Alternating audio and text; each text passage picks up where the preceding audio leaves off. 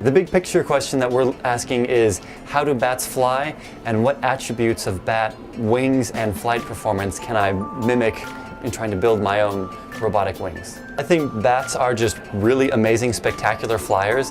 Their wings are extremely dynamic, so much more dynamic than birds or insects. If you look at the wings of a bat, they're just like our hands. They have all these joints that let their wings adapt into lots of different shapes, giving them a tremendous range of aerodynamic forces and maneuverabilities. They fly much better than anything we've engineered. In many ways, anything we've dreamed of engineering.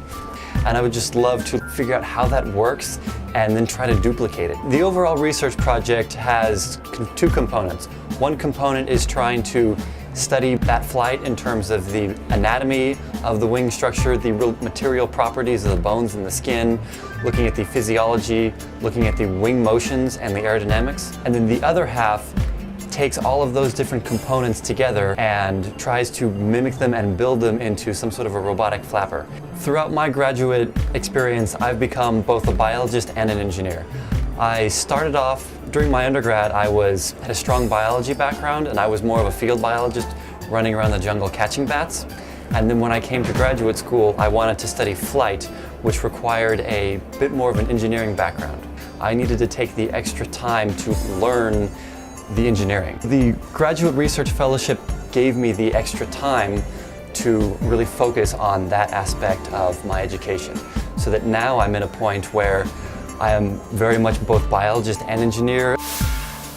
Not only did we mimic the shape and many of the material properties of an actual bat wing, we also mimicked the motions. So the joints and everything were aligned in a way that they could move at the appropriate speeds and magnitudes. So I would put the wing into a wind tunnel and flap it at realistic kinematics.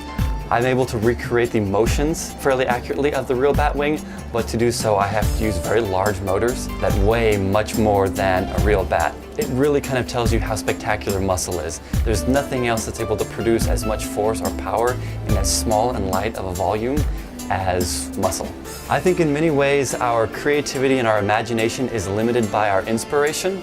When I was building the robot, there was many times that I would get stuck, that something would break and I didn't know how to fix it.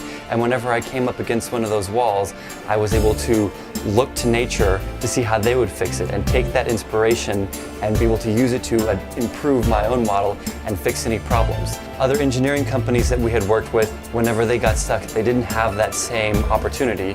So eventually we were able to share with them the things that we had learned, having the advantage of knowing both the biology and the engineering side.